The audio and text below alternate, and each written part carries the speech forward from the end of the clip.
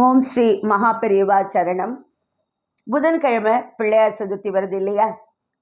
பிள்ளையாருக்கு நிறைய நம்ம எல்லாம் கொழக்கட்டை, அப்பம், சுண்டல்னு நிறைய நைவேத்தியம் பண்ணுவோம். நிறைய பூக்களை கொண்டு அர்ச்சனை பண்ணுவோம். அதில் ரொம்ப ரொம்ப விசேஷமானது அருகம்புல். அருகம்புல் பிள்ளையாருக்கு அருகம்புல் போட்டு அர்ச்சனை பண்ணினா பிள்ளையாருக்கு ரொம்ப ரொம்ப பிடிக்கும். அப்படிப்பட்ட அருகம்புல்லோட சிறப்பு குறித்து ஒரு குட்டி கதை சொல்லலான் இருக்கேன். கௌண்டன்ய முனிவர் தன்னோட மனைவியோட ஒரு ஆசிரமத்துல வாழ்ந்து வந்தார். அவருக்கு பிள்ளையார்னா ரொம்ப பிடிக்கும். பிள்ளையார் மேல ரொம்ப பக்தி. தினம் பிள்ளையாருக்கு 108 அருகம்புல் வச்சு அர்ச்சனை பண்ணுவார். அவருடைய மனைவிக்கு மனசுல ஒரு வருத்தம் இருந்தது. தன்னோட கணவர் எல்லாம் பூஜை எல்லாம் நன்னாதான் பண்றார். ஆனா அவருக்கு இந்திராதி தேவர்கள்லாம் நல்ல பழக்கமாச்சே. அவ கிட்ட போய் கேட்டா நிறைய காசு, பணம், செல்வம் கொடுப்பாரு. ஆனால் நம்ம கணவர் போய் அவள்கிட்ட எல்லாம் கேட்க மாட்டேங்கிறாரேன்னு ஒரு வருத்தம். கொஞ்சம் வறுமையில் இருக்கிறதுனால அவள் கொஞ்சம் கேட்டு வாங்கின்னு வரலாமே, நம்ம குடும்பத்துக்கு உதவியாக இருக்குமே அப்படின்னு நினைக்கிறார். அதனால் தன்னுடைய கணவர்கிட்டயே சொல்கிறா, இந்த மாதிரி முனிவர்கிட்ட சொல்கிறா, உங்களுக்கு தான் இந்திராதி தேவர்கள்லாம் நல்ல பழக்கமாச்சே, நீங்கள் ஏன் கேட்கக்கூடாது அப்படின்னு. அதுக்கு அந்த முனிவர், அதெல்லாம் நான் யாருக்கிட்டையும் எதுவும் போய் கேட்க மாட்டேன். நான் கேட்கறதெல்லாம் கொடுக்கறதுக்கு எனக்கு பிள்ளையார் இருக்கார், எனக்கு அதுவே போதும் அப்படின்னு சொல்லிடுறார். அப்போ அவரோட மனைவி சொல்கிறா, அப்படின்னா நீங்கள் கேட்கலன்னா நான் போய் கேட்கலாமா, அதுக்கு நீங்கள் உத்தரவு கொடுப்பேளா அப்படின்னு மனைவி கேட்குறா. அது உன் இஷ்டம், நீ போய் கேட்குறதா இருந்தால் கேளு அப்படின்னு சொல்லிட்டு அங்கே அந்த பிள்ளையாருக்கு பூஜை பண்ணின அந்த புஷ்பங்கள்லேருந்து ஒரு அருகம்புல்லை எடுத்து அந்த நிர்மால்ய அருகம்புல்லை எடுத்து கொடுக்குறார். நிர்மால்ய அருகம்புல்னா பூஜை பண்ணின புஷ்பங்களுக்குத்தான் நிர்மால்யன்னு சொல்கிறது. அன்னைக்கு பூஜை பண்ண அந்த நிர்மால்ய அருகம்புல்லை எடுத்து கையில் கொடுத்து ஒரே ஒரு அருகம்புல்லை எடுத்து கொடுக்குறார். இந்த ஒரு அருகம்புல்லுக்கு சமமாக அந்த இந்திராதி தேவர்கள் என்ன கொடுக்குறாளோ, இந்திரன் என்ன கொடுக்குறானோ அதை நீ கேட்டு வாங்கின் வா, அதுக்கு மேலே நீ எதுவும் கேட்கக்கூடாது. இந்த ஒரு அருகம்புல்லுக்கு சமமாக என்ன கொடுக்குறாளோ அதை வாங்கிடுவான்னு சொல்லி அனுப்பி வைக்கிறார். அவளும் அதை எடுத்துட்டு போகிற வழியெல்லாம் ஒரே யோஜனை, நம்ம அவ்வளோ சொல்லியும் ஒரே ஒரு அருகம்புல்ல, அதுவும் பூஜை பண்ணினா அருகம்புல் ஒன்று எடுத்து கொடுக்குறாரு, இதுக்கு என்ன பெருசாக கிடைச்சிரும், ஒரு காசு கூட கிடைக்காது அப்படின்னு வருத்தப்பட்டுட்டே போகிறா. அப்படியே போய் இந்திர சபையையும் அடைஞ்சுடுறா. இந்திரன் அந்த முனிவரோட மனைவியை வரவேற்று, நீங்கள் எங்கேருந்து வரேள், யாரு என்னன்னு கேட்குறார். அவளும் தான் இந்த மாதிரி கௌண்டன்ய முனிவரோட மனைவி அப்படின்னு சொல்கிறா. ஓ அப்படியான்னு சொல்லிட்டு, ஆமாம் என்ன விஷயமா என்னை பார்க்க வந்திருக்கேள் அப்படின்னு கேட்குறார் இந்திரன். அப்போ அவள் தன் கையில் இருந்த அந்த அருகம்புல்லை எடுத்து காமிச்சு, இதுக்கு சமமாக நீங்கள் என்ன கொடுப்பேளோ அதை வாங்கிட்டு வர சொன்னார் அப்படின்னு சொல்கிறார். அந்த சின்ன ஒத்த அருகம்புல்லை பார்த்த உடனே இந்திரனுக்கு ரொம்ப ஆச்சரியமாக போயிடுறது. ஏதோ தன்னை அவமானப்படுத்துகிற மாதிரி தோன்றுறது. அப்போ அவர் சொல்றார், என்ன இந்த ஒரு சின்ன அருகம்புல்லை வச்சுட்டு கேட்குறேளே, இங்கே வைரமும் தங்கமும் வெள்ளியும் வைடூரியம்னு நகைகளும் காசும் பணமும் கொட்டி கிடக்கு, குபேரனே இங்கே தான் இருக்கார். அப்படி இருக்கும்போது இந்த சின்ன அருகம்புல்லை வச்சுட்டு நீங்கள் கேட்குறேளே, வேற ஏதாவது கேளுங்கோ அப்படின்னு சொல்கிறார். இல்லை இல்லை, முனிவர் இந்த ஒரு புல்லுக்கு சமமாக தான் வாங்கிட்டு வர சொன்னார் அப்படின்னு சொல்லிடுறார் முனிவரோட மனைவி. சரி வேற வழி இல்லை அப்படின்னு சொல்லிட்டு தராசு தட்டை உள்ளேருந்து எடுத்துட்டு வர சொல்லி அதில் ஒரு தட்டில் அவள் கொண்டு வந்த அருகம்புல்லை வச்சுட்டு இன்னொரு தட்டில் ஒரு காயினை வைக்கிறார். காயின் வச்சாக்க அப்போ அந்த தட்டு மேலே ஏறலை, கீழே தான் இருக்குது அந்த அருகம்புல் தட்டு. சரி இன்னொரு 8 காயின்களை கொண்டு வந்து வைக்கிறார். அப்பவும் அந்த தட்டு கீழே தான் இருக்குது, மேலே ஏறலை. அவருக்கு கொஞ்சம் ஆச்சரியமாக போய்டுறது. சரி இன்னும் நிறையா உள்ளே இருந்து தங்கம் வைரம் வைடூரியம் நகைகள்னு நிறையா கொண்டு வந்து, அப்போ அதுக்கு இந்த தராசு பத்தாதுங்கிறதுனால உள்ளேருந்து ஒரு பெரிய தராசாக எடுத்துன்னு வர சொல்லி அதில் ஒரு தட்டில் அருகம்புல்லை வச்சு இன்னொரு தட்டில் நிறையா நகைகளை வைக்கிறார். அப்பவும் அந்த தட்டு கீழே இருக்க அருகம்புல் இருக்கிற தட்டு மேலே ஏறி வரல.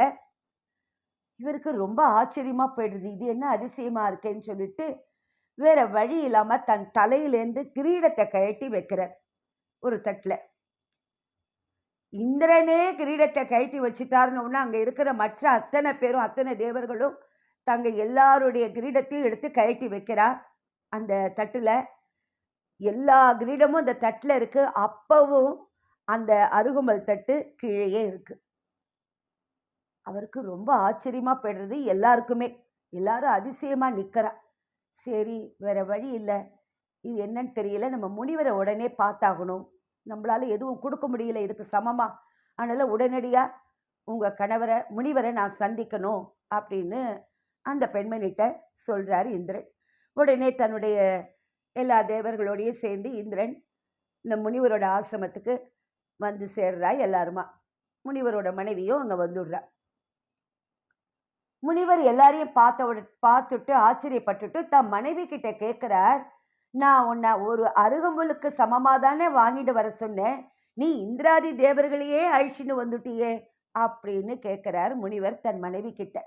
அப்ப இந்திரன் சொல்றாரு, என்னை மன்னிச்சிருங்க முனிவரே, என்னால நீங்க கொடுத்த அருகம்புலுக்கு சமமா எதுவும் கொடுக்க முடியல, இனிமே நாங்க எல்லாரும் உங்களுடைய அடிமை அப்படின்னு சொல்லி எல்லாரும் அவரை வணங்குறார்.